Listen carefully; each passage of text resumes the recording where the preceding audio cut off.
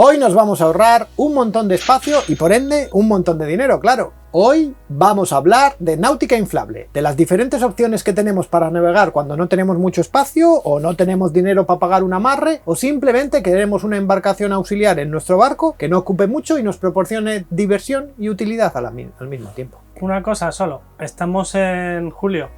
Ya te digo. Verano, el outfit de verano, por favor. ¿Y el raccord ese? No pasa nada, no pasa nada. Tú haces así, chasqueas así y ya está. Dale. Vale. ¿Ves? Ya está. Joder. Outfit de verano. Tengo que estar en todo, tío. Mucho mejor, ¿eh? Mucho mejor.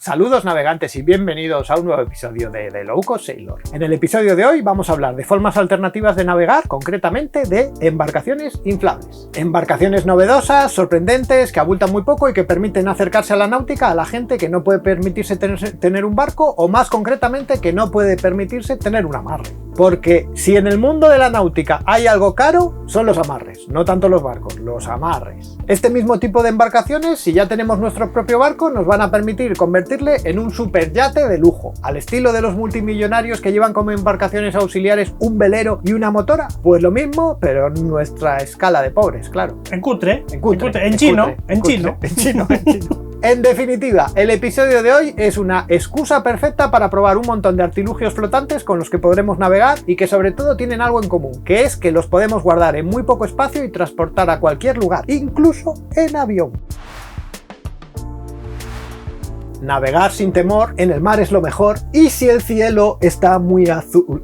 perdón, que se me va la pinza, ¿por dónde iba? Lo que decía, que navegar es un verdadero placer, ya sea con un barco, un yate, una embarcación, un velerito, una piragua o una tabla de windsurf, cualquier cosa que nos lleve por el agua nos va a dar muchísimas alegrías. Por lo menos mientras estemos navegando, claro, porque cuando dejemos de navegar vamos a tener que dejar o guardar nuestra embarcación en algún sitio seguro y eso sin duda va a ser un problema más o menos grande, por lo menos tan grande como el tamaño de nuestra embarcación y si es muy grande incluso puede que la que tengamos que guardar en el propio agua y eso por lo menos en España supone un montón de dinero. Sin lugar a dudas lo más caro de la náutica son los amarres, punto. Eso ya lo habías dicho. Es que son tan caros que hay que remarcarlo, pero si no tenéis ningún tipo de embarcación con la que poder navegar, ya sea porque no os podéis permitir pagar un amarre o porque no tengáis una rampa a mano o un remolque en el que llevar un barco o porque no tengáis sitio en vuestra casa para guardar una tabla de windsurf o una piragua, pues lo primero, gracias por vernos, porque si estáis viendo alguno de nuestros episodios sin tener barco, eso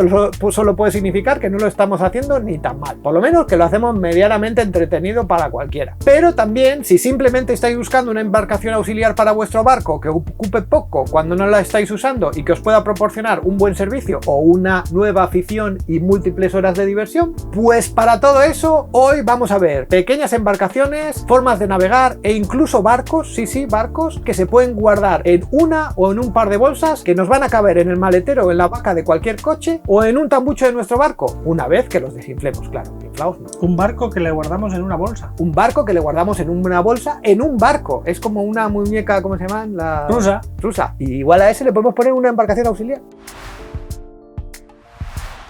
Allá por el año 1933, Waldo Lounsbury Semon inventó el policloruro de vinilo, vamos, lo que todos conocemos como el PVC, y gracias a él se pudieron empezar los primeros objetos inflables tal como los conocemos ahora. Seguramente una de las primeras cosas que se convirtieron en inflables fueron las camas, concretamente las camas de invitados, algo grande y voluminoso que cuando no lo estás usando solo hace ocupar espacio, muy parecido a lo que pasa con nuestras embarcaciones cuando no las usamos. Antes de la invención del PVC ya había colchones de goma, de hecho el primer colchón inflable fue inventado en 1889 y a principios del siglo XX la empresa Zodiac, os sonará el nombre, ya estaba fabricando embarcaciones inflables de caucho para la marina francesa. Pero la invención del PVC propició la popularización de objetos inflables. Colchones y colchonetas inflables se popularizaron mucho a partir de los años 60, así como de todo tipo de objetos de piscina como los famosos flotadores de patito y también la llegada a la náutica de recreo de las primeras embarcaciones auxiliares inflables. Entonces Zodiac no es una marca, no es un producto, es una marca. Un barco, anda. Sí. Es la cosa más difícil de ponerle nombre, que ¿cómo lo llamas? El dinghy, el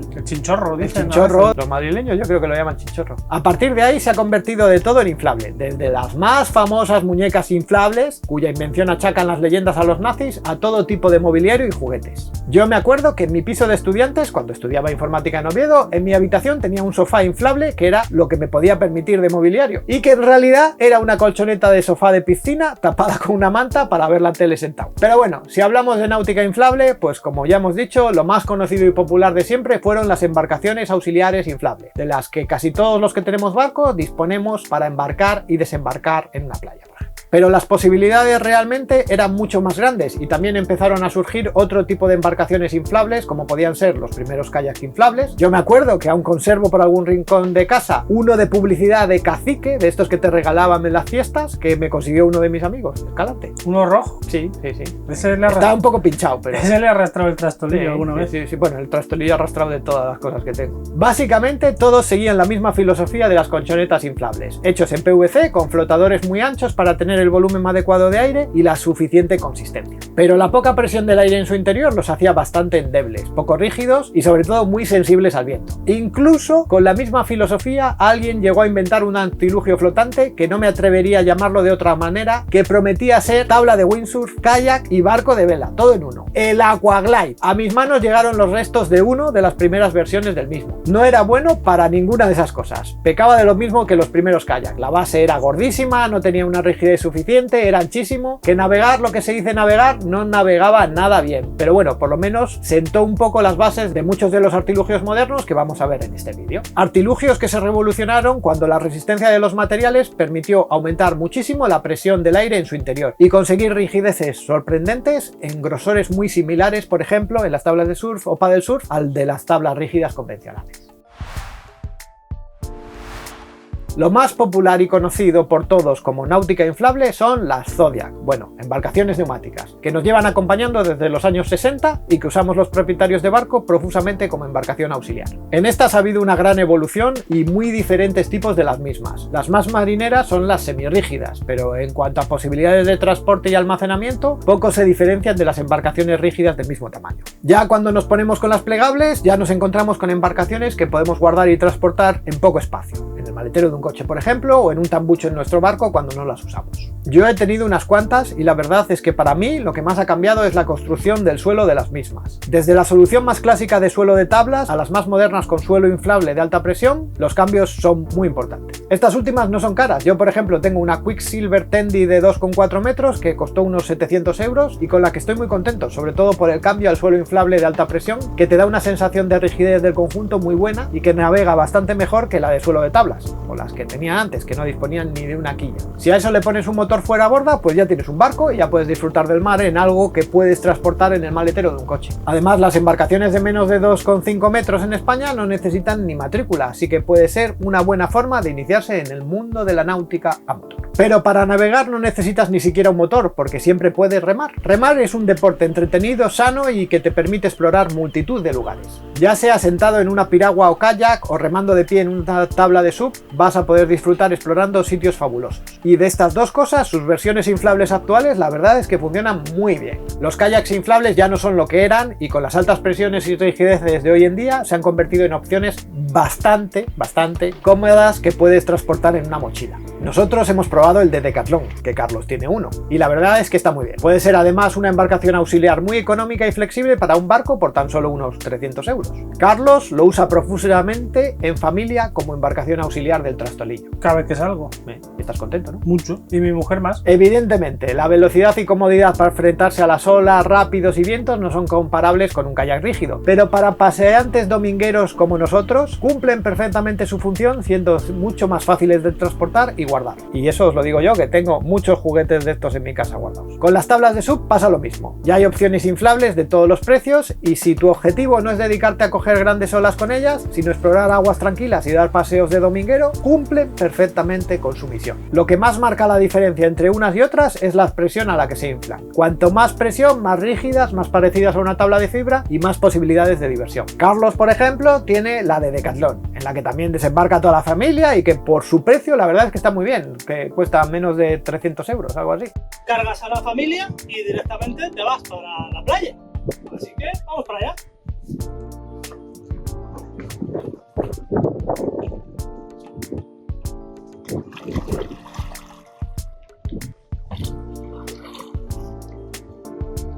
Yo soy el barquero. Pero luego no cobro pase ni nada.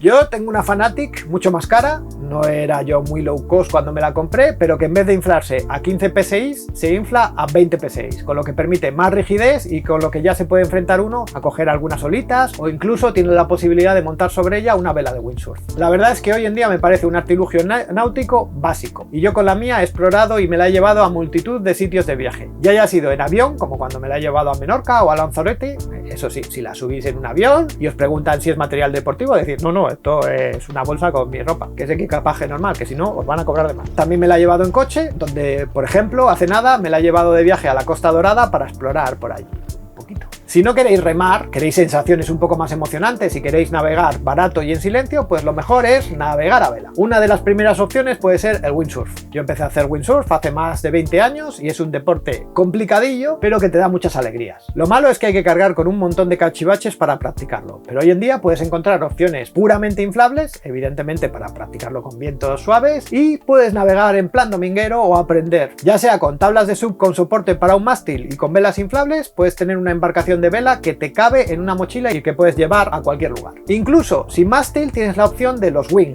que están a medio camino entre la vela de windsurf y la cometa de kitesurf y que con una tabla de SUP inflable ya te permite dar tus primeros pasos navegando a vela. La puedes llevar recogida, remar, luego la hinchas o sales con ella y si se para el viento pues remas. Por supuesto, uno de los inventos más portables que a mí me gusta para navegar son las cometas de kitesurf. Un deporte apasionante, con tablas rígidas de madera realmente pequeñas que te proporcionan grandes emociones y que los puedes guardar y transportar prácticamente en cualquier lado. En este mismo último viaje a la Costa Dorada, con mi mujer y sin los niños, 3 días completos de libertad, también me llevé una cometa y la tabla. Todo ello en el maletero de nuestro diminuto Dacia Sandero. Y todo cupo sin problemas, no os creáis. Y con el kitesurf he cargado a muchas partes y he navegado en muchos rincones del planeta, desde la bahía de San Francisco hasta las playas de Le Morne en Isla Mauricio, que ahí conseguí convencer a mi mujer para que nos fuésemos de luna de miel y que hoy en día lo considero el paraíso sobre la tierra. Lo último en este tipo de deportes es el windfoil, con un ala como el que hemos visto con el SUP, una tabla que puede ser ya inflable y un foil de carbono que te permite navegar empujado por el viento por encima del agua, como si fueses en una alfombra mágica. Pero es que no acaba ahí la cosa, y hay embarcaciones de mucho más porte que también son inflables y fácilmente transportables, no os lo perdáis. Hace unas semanas me junté con unos amigos y con todos los juguetes inflables que pudimos conseguir para esa mañana y nos fuimos en el barco a probar y experimentar con todo. Ese día, en mi 32 pies llevábamos una Zodiac a motor de 2,4 metros, una piragua inflable, una tabla de paddle surf inflable, una tabla y vela de wingfoil inflables, un velerito inflable de 3 metros de eslora, un catamarán de vela de 4,6 metros de eslora y por supuesto algún que otro inflable más loco que veremos. Todo esto junto con un buen montón de amigos transportado en mi barco una mañana. La Zodiac pretendía ser nuestro vehículo de rescate por si acabábamos a la deriva o algo salía mal, que por supuesto pasó. Y ya hemos hablado de ella al principio del vídeo, así que no entraremos en detalle. El SUP y el kayak nos ayudaron a desembarcar a todo el mundo y a probar las opciones más sencillas de llevar que no requieren básicamente ningún tipo de aprendizaje. Incluso pudimos aprovechar para probar un motor eléctrico que llevaba Mario, que se le puede poner básicamente a cualquier cosa que flote y que realmente fue el protagonista de la mayoría de rescates de ese día. Del wingfoil poco puedo decir. Mi habilidad y el viento existente no me permitió hacer grandes pruebas, más allá de usar el wing con la tabla de SUP. Bueno, y alguna prueba realmente loca en la que comprobamos que con el wing y un unicornio alado inflable también se podía llegar a algún lugar. Claramente solo hacen falta ganas y estarlo bastante loco para probar este tipo de cosas. Pero os aseguro que el wingfoil es un deporte en alza y posiblemente el próximo juguete que me compre cuando me autoricen, porque me parece perfecto para poder salir con él desde un barco y volver al mismo sitio de forma segura, cuando quieres darte una sesión de deporte y diversión, que por ejemplo con el kite es un poco engorroso y arriesgado. Pero lo que más me sorprendió ese día fue el velerito inflable de Decathlon. Para nada me esperaba que funcionase tan bien. Tanto solo como con dos personas, muy fácil de navegar, rápido y empieza a funcionar con muy poco viento y es realmente manejable.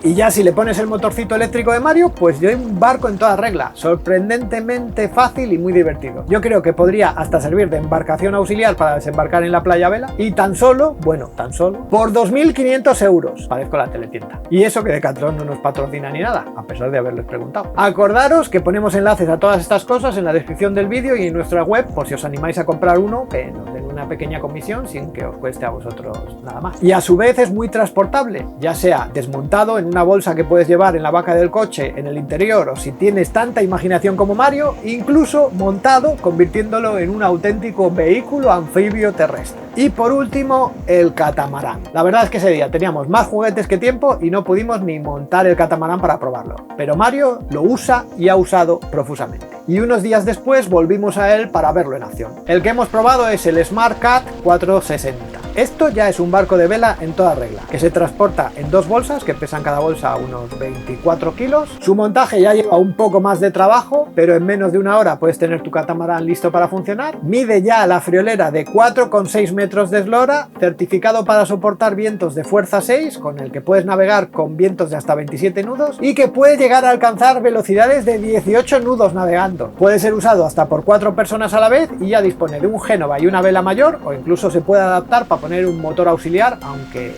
ya os digo que no es para nada necesario. Eso sí, ya no es lo que yo consideraría muy barato, 6.500 euros que cuesta. Pero bueno, es que tienes un barco de vela para 4 personas que puedes guardar en tu garaje, incluso en un piso, y que sobre todo te lo puedes llevar a explorar nuevos sitios. Que por carretera llegar al Mediterráneo es cosa de 7 horas y sin embargo por mar, como mínimo, desde aquí, desde Santander, te esperan 2 semanas de viaje. Mola, mola. Ya solo hubiera faltado el submarino inflable. Pues ahora que lo dices, también existe. Y de hecho tengo uno. Y ya lo he probado varias veces. Eso sí, es individual. No puedes venir conmigo. Se llama botella de submarinismo. Y yo en mi barco llevo varias, incluida la de 2 litros que nos regalaron los de Smaco, que por eso también la nombramos de vez en cuando, y que uso bastante a menudo. Eso sí, esa ya no la inflo a mano. Pero bueno, luego es muy cómoda de usar en cualquier momento, evidentemente, para que no nos pongan verdes, cumpliendo las reglas del país, con vuestro título, seguro y todos esos requisitos que nosotros tenemos. Y ya está. Y ya está. Qué calor, por Dios. Esto es horroroso. Abre las ventanas, pero ya. Ah,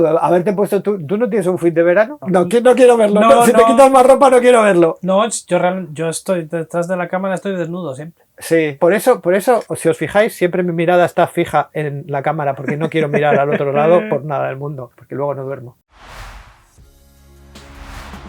Bueno, lo del estilismo es porque Carlos quiere que empecemos a acercarnos a un público más joven o que no quiere que tenga sombras en la cara, ¿eh? Pero no os preocupéis, que no es que me haya vuelto más loco de lo habitual.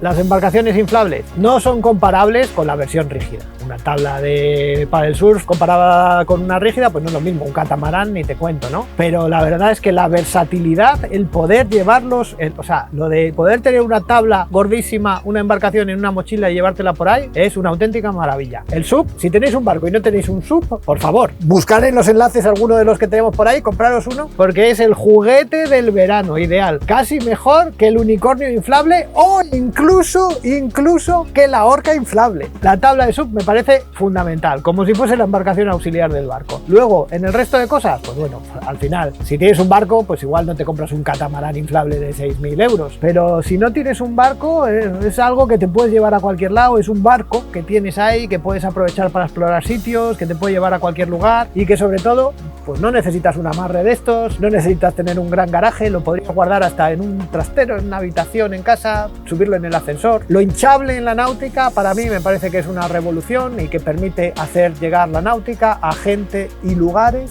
en los que antes pues no podías plantearte. Yo, para mí, la diferencia es entre poder tenerlo o no. Yo no tengo, el trastolillo es chiquitín y luego en casa, o sea, yo no tengo sitio para meter una tabla o una piragua o algo de eso. Si no, no podría tenerlo. Eso sí, la náutica inflable que vaya asociada a un inflador eléctrico, porque el barco del Decathlon, para inflarle a mano te mueres. Incluso con el inflador se toma su tiempo, se toma su tiempo. Muchas gracias por vuestra atención, navegantes. Espero que os haya gustado el episodio de hoy. Si es así, por favor, dadnos un like, suscribiros al canal si no estáis suscritos, tenéis la campanita para recibir notificaciones cada vez que hagamos un vídeo nuevo, tenéis todos los enlaces a todas estas cosas que ya sabéis que nos ayuda a mantener el canal en la descripción del vídeo o en el post de nuestra web www.thelowcostsailor.com. Nos vemos, no sé si en un par de semanas, porque ahora en verano igual hacemos un receso de un episodio, pero quién sabe, en un nuevo episodio de The Low Cost Sailor.